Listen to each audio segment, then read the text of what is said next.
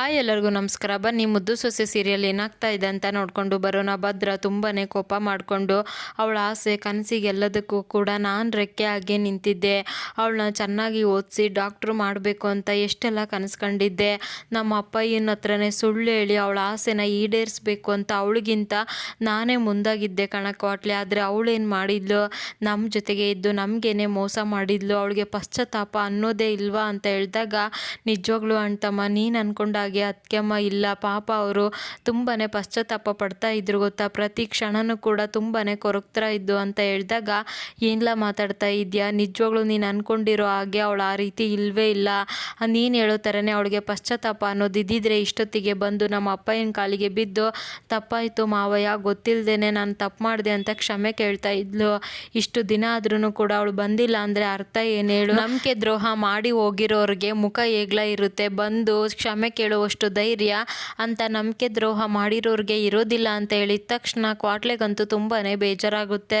ಅದೇ ಟೈಮ್ಗೆ ಈ ಕಡೆ ವಿದ್ಯಾ ಕೂಡ ಭದ್ರ ಮನೆ ಕಡೆಗೆ ಬರ್ತಾ ಇರ್ತಾಳೆ. ಅಲ್ಲಿಗೆ ಸರು ಕೂಡ ಬಂದ್ಬಿಟ್ಟು, ಅಕ್ಕ ನಿಂತ್ಕೊಳ್ಳೆ, ಎಲ್ಲಿಗೆ ಹೋಗ್ತಾ ಇದೆಯಾ ಅಂದಾಗ, ಇಲ್ಲ ಕಣೆ ಸರು, ನಾನಿವತ್ತು ಗೌಡ್ರ ಹತ್ರ ಹೋಗಿ ಮಾತಾಡಲೇಬೇಕು, ನಾನು ಹೋಗಿ ಗೌಡ್ರ ಹತ್ರ ಮಾತಾಡಿಲ್ಲ ಅಂದರೆ ಅಪ್ಪಯ್ಯನ ಕಳ್ಕೊಬೇಕಾಗುತ್ತೆ ಕಣೆ ಅಂದಾಗ, ಅಕ್ಕ ಏನೇ ಮಾತಾಡ್ತಾ ಇದೀಯಾ, ಅಲ್ಲ ನೀನು ಹೋಗಿ ಭಾವನ ಹತ್ರ ಮಾತಾಡಿದರೆ ಖಂಡಿತ ಭಾವ ಇವಾಗಿರೋ ಕೋಪದಲ್ಲಿ ನಿನ್ನ ಮಾತನ್ನ ಕೇಳೋದಿಲ್ಲ ಕಣೆ ಅಂತ ಹೇಳಿದಾಗ, ಹಾಗಂತ ಸರು ಸುಮ್ಮನೆ ಇರೋಕ್ಕಾಗೋದಿಲ್ಲ, ಎಲ್ಲ ನಮ್ಮ ಕೈ ಮೀರಿ ಹೋಗುತ್ತೆ ಕಣೆ, ಅಪ್ಪಯ್ಯನು ಕೂಡ ನನ್ನ ಮಾತನ್ನ ಕೇಳ್ತಾ ಇಲ್ಲ, ಮಳೆ ಬಂದ್ರೇನೆ ತಾನೇ ಬೆಳೆ, ನಾನು ಪಶ್ಚಾತ್ತಾಪ ಪಟ್ರೆ ತಾನೇ, ಕ್ಷಮೆ ಕೇಳಿದ್ರೇನೆ ತಾನೇ ಸಮಸ್ಯೆ ಎಲ್ಲ ದೂರ ಆಗೋದು, ನಾನು ಕ್ಷಮೆನೇ ಕೇಳಿಲ್ಲ ಅಂದಮೇಲೆ ಸಮಸ್ಯೆ ಹೇಗೆ ದೂರ ಆಗುತ್ತೆ, ಸಮಸ್ಯೆ ಹೇಗೆ ಬಗೆಯಿರುತ್ತೆ ಅಂತ ವಿದ್ಯೆ ಕೇಳ್ತಾಳೆ.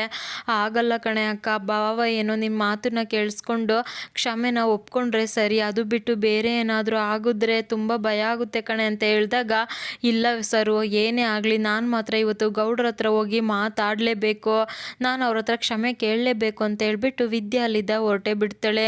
ಈ ಕಡೆ ಕ್ವಾಟ್ಲೆ ಕೂಡ, ಅಣ್ತಮ್ಮ ನಿಜವಾಗ್ಲೂ ಕೂಡ ಅತ್ಯಮ್ಮ ತುಂಬ ಸಲ ನಿನಗೆ ಸತ್ಯ ಹೇಳಬೇಕು ಅಂತ ಪ್ರಯತ್ನ ಪಟ್ಟರು, ಆದರೆ ಸಮಯನೇ ಕೂಡು ಬಂದಿಲ್ಲ ಅಂತ ಹೇಳಿದಾಗ, ನೀನೇನೇ ಹೇಳು ಕ್ವಾಟ್ಲೆ, ನಾನು ಮಾತ್ರ ಅವಳನ್ನ ನಂಬೋ ಮಾತೇ ಇಲ್ಲ, ಅವಳು ನಿಜವಾಗ್ಲೂ ಇಷ್ಟೊತ್ತಿಗೆ ನಮ್ಮ ಅಪ್ಪಯ್ಯನ ಹತ್ರ ಕ್ಷಮೆ ಕೇಳಿ ನನ್ನ ಹತ್ರ ಬಂದು ತಪ್ಪಾಯಿತು ಈಗಲ್ಲ ಹೀಗೆ ಅಂತ ಬಿಡಿಸಿ ಹೇಳ್ಬೇಕಿತ್ತು, ಗೊತ್ತಿದ್ದೋ ಗೊತ್ತಿಲ್ಲದೇನೋ ತಪ್ಪು ಮಾಡಿದ್ದೀನಿ ಅಂತ ಕೇಳಬೇಕಿತ್ತು, ಆದರೆ ಇಷ್ಟೊತ್ತಾದರೂ ಕೂಡ ಅವಳು ಬಂದು ಕ್ಷಮೆ ಕೇಳಿಲ್ಲ ಅಂದರೆ ಅರ್ಥ ಏನು ಹೇಳು, ಅವಳು ಮಾಡಿರೋ ತಪ್ಪಿಗೆ ಮುಖ ಇಲ್ಲ ಕಣ್ಲ ನಮ್ಮ ಮುಂದೆ ಬಂದು ನಿಂತ್ಕೊಳ್ಳೋದಕ್ಕೆ, ಕ್ಷಮೆ ಕೇಳೋ ಧೈರ್ಯ ಎಲ್ಲರಿಗೂ ಕೂಡ ಬರೋದಿಲ್ಲ, ನೀನು ಸುಮ್ಮನೆ ಅವಳ ಬಗ್ಗೆ ತಲೆ ಕೆಡಿಸ್ಕೊಂಡು ಮಾತಾಡಬೇಡ ಅಂತ ಹೇಳ್ಬಿಟ್ಟು ಭದ್ರ ತುಂಬಾ ಕುಡಿತಾ ಇರ್ತಾನೆ.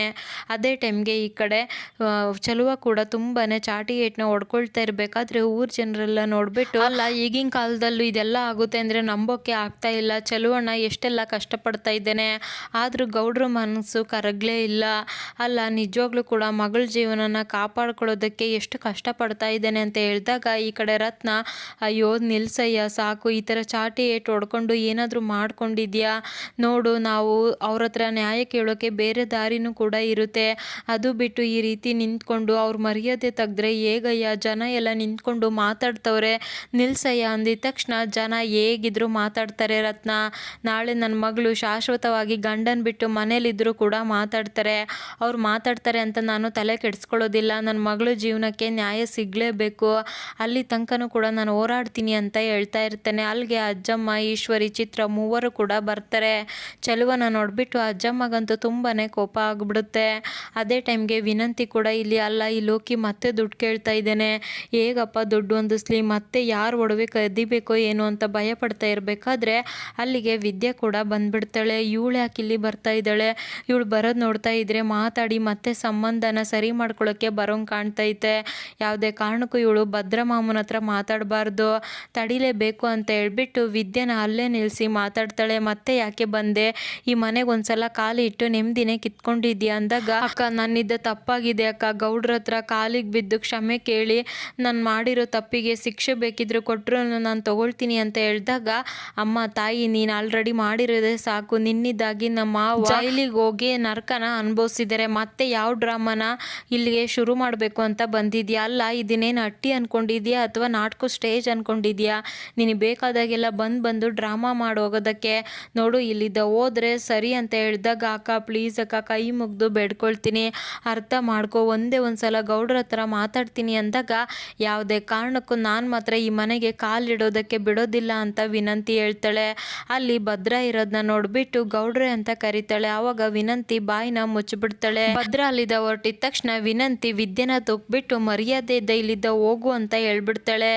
ಏಯ್, ನನ್ನನ್ನೇ ಇಲ್ಲಿದ್ದ ಹೋಗು ಅಂತ ಹೇಳೋದಕ್ಕೆ ನೀನು ಯಾರೇ ಅಂತ ವಿದ್ಯೆ ಕೇಳಿದಾಗ, ನಾನು ಶಿವರಾಮೇಗೌಡ್ರ ತಂಗಿ ಮಗಳು, ಮುಂದೆ ಭದ್ರ ಮಾಮನ ಮದುವೆ ಮಾಡಿಕೊಂಡು ಈ ಮನೆಗೆ ಸೊಸೆಯಾಗಿ ಬರಳು ಅಂದಾಗ, ಸಾಕು ಬಾಯಿ ಮುಚ್ಚೆ, ಇನ್ನೊಂದ್ಸಲ ಏನಾದರೂ ನನ್ನ ಗೌಡ್ರ ಜೊತೆಗೆ ಮದುವೆ ಆಗ್ತೀನಿ ಅಂತ ಹೇಳಿದರೆ ನಿನ್ನ ನಾಲ್ಗೆನ ಸಿಗ್ದುಬಿಡ್ತೀನಿ. ತಪ್ಪು ಮಾಡಿದ್ದೀನಿ ಅನ್ನೋ ಒಂದೇ ಒಂದು ಕಾರಣಕ್ಕೆ ಸುಮ್ಮನಿದ್ದೀನಿ, ಇಲ್ಲ ಅಂದಿದ್ರೆ ನಾನು ಮುಂದೆ ನಿಂತು ಮಾತಾಡೋದಕ್ಕೂ ನಾನು ಬಿಡ್ತಾ ಇರಲಿಲ್ಲ ಅಂತ ವಿದ್ಯೆ ಹೇಳಿದಾಗ, ಅಲ್ಲ ಇಷ್ಟೆಲ್ಲ ಮಾಡಿಬಿಟ್ಟು ಮನೆಯಿಂದ ಆಚೆ ಹಾಕಿದ್ದಾರೆ, ಆದ್ರೂ ಕೂಡ ನಿನ್ನ ದಿಮ್ಮಕ್ಕು ಸ್ವಲ್ಪನೂ ಕೂಡ ಕಡಿಮೆ ಆಗಿಲ್ಲ ಅಲ್ವಾ ಅಂದಾಗ, ನಾನು ತಪ್ಪು ಮಾಡಿದ್ದೀನಿ, ಮನೆಯಿಂದ ಆಚೆ ಹಾಕಿದ್ದಾರೆ, ಹಂಗಂತ ನನ್ನ ಗೌಡ್ರ ಸಂಬಂಧನ ದೂರ ಮಾಡೋಕ್ಕೆ ಯಾರಿದ್ದನೂ ಕೂಡ ಆಗೋದಿಲ್ಲ ಅಂತ ಹೇಳಿದ ತಕ್ಷಣ ಈ ಕಡೆ ವಿನಂತಿ ಹಿಂದೆ ಮುಂದೆ ನೋಡ್ದೇನೆ ಹೋಗಿ ಮನೆಗೆ ಬೀಗ ಹಾಕಿ ಮನೆ ಒಳಗಡೆ ಹೋಗ್ಬಿಡ್ತಾಳೆ. ಇನ್ನು ಈ ಕಡೆ ಅಜ್ಜಮ್ಮ ಕೂಡ ತುಂಬಾನೇ ಕೋಪ ಮಾಡ್ಕೊಂಡು, ಸಾಕು ನಿಲ್ಲಿಸ್ಲ ನಿನ್ನ ನಾಟಕನ, ಅಲ್ಲ ಹೇಳಿ ಕೇಳಿ ಹೆಣ್ಣು ನೋಡಿ ಮದುವೆ ಮಾಡ್ಕೊಂಡು ಬಾ ಅಂತಾರೆ, ಆದರೆ ನನ್ನ ಮಗ ನಿನ್ನ ಮನೆಯಿಂದ ಹೆಣ್ಣು ತಂದಿದ್ದಕ್ಕೆ ಇವತ್ತು ಅವನಿಗೆ ಈ ಪರಿಸ್ಥಿತಿ ತಂದಿಟ್ಟಿದ್ಯಾ, ಇವಾಗ ಊರ್ ಜನಗಳ ಮುಂದೆ ನನ್ನ ಮಗನ ಮಾನ ಮರ್ಯಾದೆ ತೆಗಿಬೇಕು ಅಂತ ನೋಡ್ತಾ ಇದೆಯಾ ಅಂದಾಗ, ನೋಡವ ನೀನೇನು ಅನ್ಕೊಂಡ್ರು ಕೂಡ ಪರವಾಗಿಲ್ಲ, ಆದರೆ ನಾನು ಮರ್ಯಾದೆ ತೆಗಿಬೇಕು ಅಂತ ಇಂಥ ಕೆಲಸ ಮಾಡ್ತಿಲ್ಲ, ನನ್ನ ಮಗಳು ಜೀವನ ಸರಿ ಹೋಗ್ಬೇಕು ಅಂತ ಈ ರೀತಿ ಮಾಡ್ತಾ ಇದ್ದೀನಿ ಅಂದಾಗ, ನನ್ನ ಮಗ ಜೈಲಿಗೆ ಹೋಗೋಕ್ಕೆ ಕಾರಣನೇ ನಿನ್ನ ಮಗಳು, 6 ತಿಂಗಳು ನನ್ನ ಮಗ ಜೈಲಲ್ಲಿ ಹೇಗೆ ಅನುಭವಿಸ್ತಿದ್ದಾನೆ ಅಂತ ನನಗೆ ಗೊತ್ತು, ನನ್ನ ಮನೆ ಸ್ಮಶಾನ ಆಗಿತ್ತು, ಆವಾಗ ನೀನು ನಿನ್ನ ಮಗಳು ಸುಖವಾಗಿರ್ಲಿಲ್ವಾ ಅಂತ ಹೇಳಿದಾಗ, ಏನು ಗೊತ್ತಿಲ್ಲದೇನೆ ನನ್ನ ಮಗಳು ತಪ್ಪು ಮಾಡಿದ್ದಾಳೆ ಅಂತ ಹೇಳ್ತಾನೆ. ತಪ್ಪು ಮಾಡಿದ್ದಾಳೆ ಅಂದರೆ ನೀವು ಮಾಡಿರೋ ತಪ್ಪಿಗೆ ನೀನೇ ಶಿಕ್ಷೆನ ತಗೊಳ್ತಾ ಇದೆಯಾ ಅಷ್ಟೇ ಅಂತ ಹೇಳ್ತಾರೆ. ನೀವು ಮಾಡಿರೋ ತಪ್ಪಿಗೆ ಇವಾಗ ಕೊಟ್ಟಿರೋ ಶಿಕ್ಷೆ ಇನ್ನೂ ಕಡಿಮೆ ಅಂತ ತಿಳ್ಕೊ ಅಂತ ಅಜ್ಜಮ್ಮ ಹೇಳ್ತಾರೆ. ಆಗ್ಲಿ ಕಣವ, ನೀವು ಮನೆಯಿಂದ ಆಚೆ ಹಾಕಿದ್ದೀರಾ, ಆದರೆ ನನ್ನ ಕೂಸಿನ ಹೊಟ್ಟೆಯಲ್ಲಿ ನಿಮ್ಮ ವಂಶದ ಕುಡಿ ಬೆಳಿತೈತೆ, ಅದಕ್ಕೆ ನಾವು ಉತ್ತರ ಅಂದಿದ ತಕ್ಷಣ ಈಶ್ವರಿ ಕೋಪ ಮಾಡಿಕೊಂಡು, ವಂಶದ ಕುಡಿ ಅಂತ ಮುಂದೆ ಇಟ್ಕೊಂಡು ನಿನ್ನ ಮಗಳ ಜೀವನ ಸರಿ ಮಾಡ್ತೀನಿ ಅಂದರೆ ಅದು ಈ ಜನ್ಮದಲ್ಲಿ ಸಾಧ್ಯ ಇಲ್ಲ ಅಂತ ಹೇಳ್ತಾಳೆ. ಹಾಗೆ ಚೆಲುವ ಹತ್ರ ಬಂದ್ಬಿಟ್ಟು, ನೀನು 24 ಗಂಟೆ ಅಂತ ಹೇಳಿದ್ದೆ, ಅದರಲ್ಲಿ ಅರ್ಧ ದಿನ ಮುಗ್ದೇ ಹೋಯ್ತು, ಮಿಕ್ಕಿರೋದು ಇನ್ನು ಅರ್ಧ ದಿನ ಇದೇ ರೀತಿ ಹೊಡ್ಕೊಂಡು ಸಾಯಿ, ಆದರೆ ನಿನ್ನ ಮಗಳ ಜೀವನ ಸರಿ ಹೋಗೋದಿಲ್ಲ ಅಂತ ಈಶ್ವರಿ ಹೇಳಿದಾಗ, ನನ್ನ ಪ್ರಾಣ ಕೊಟ್ಟಾದರೂ ಸರಿ ನನ್ನ ಮಗಳ ಜೀವನನ ಸರಿ ಮಾಡ್ತೀನಿ ಅಂತ ಹೇಳ್ತೇನೆ. ಇನ್ನು ಈ ಕಡೆ ವಿದ್ಯೆ ಮಾತ್ರ ಭದ್ರ ಜೊತೆ ಮಾತಾಡಬೇಕು ಅಂತ ಏಣಿನ ಹಾಕ್ಕೊಂಡು ಭದ್ರ ಹತ್ರ ಹೋಗ್ಬೇಕು ಅಂತ ನೋಡ್ತಾ ಇರ್ತಾಳೆ. ವಿನಂತಿ ಕೂಡ ಇವಳು ಓದ್ಲು ಅಂತ ಅಂದ್ಕೊಂಡು ಆಚೆ ಬಂದು ನೋಡಿದರೆ ವಿದ್ಯೆ ಏಣಿನ ಹತ್ತುತ್ತಾ ಇರ್ತಾಳೆ. ಈ ವಿನಂತಿ ಅಂತೂ ಗಾಬರಿ ಆಗಿಬಿಟ್ಟು ಇಳಿಯ ಕೆಳಗೆ, ಇಲ್ಲ ಅಂದರೆ ನಾನು ಏನು ಮಾಡ್ತೀನೋ ನನಗೆ ಗೊತ್ತಿಲ್ಲ ಅಂತ ಹೇಳ್ಬಿಟ್ಟು ವಿದ್ಯೆನ ಏಣಿ ಇದ್ದ ಕೆಳಗಡೆ ಬೀಳೋ ಹಾಗೆ ಮಾಡಿಬಿಡ್ತಾಳೆ. ಅವಾಗಂತೂ ವಿದ್ಯೆ ತುಂಬಾ ಬೇಜಾರು ಮಾಡಿಕೊಂಡು, ನಿನ್ನ ಕೈ ಮುಗಿದು ಬೇಡ್ತೀನಕ್ಕ, ಒಂದೇ ಒಂದ್ಸಲ ಗೌಡ್ರ ಹತ್ರ ಮಾತಾಡೋಕ್ಕೆ ಅವಕಾಶ ಮಾಡಿಕೊಡು ಅಂದಾಗ, ಯಾವುದೇ ಕಾರಣಕ್ಕೂ ನೀನು ಭದ್ರ ಮಾಮನ ಜೊತೆಗೆ ಮಾತಾಡಬಾರ್ದು ಅಂತ ಹೇಳ್ಬಿಟ್ಟು ವಿನಂತಿ ಆ ಏಣಿನ ತಗೊಂಡು ಅಲ್ಲಿದ್ದ ಹೊರಟ್ಬಿಡ್ತಾಳೆ. ವಿದ್ಯೆಗಂತೂ ತುಂಬಾ ಬೇಜಾರಾಗ್ಬಿಡುತ್ತೆ. ಇದಿಷ್ಟು ಇವತ್ತಿನ ಸಂಚಿಕೆ. Thank you so much every one.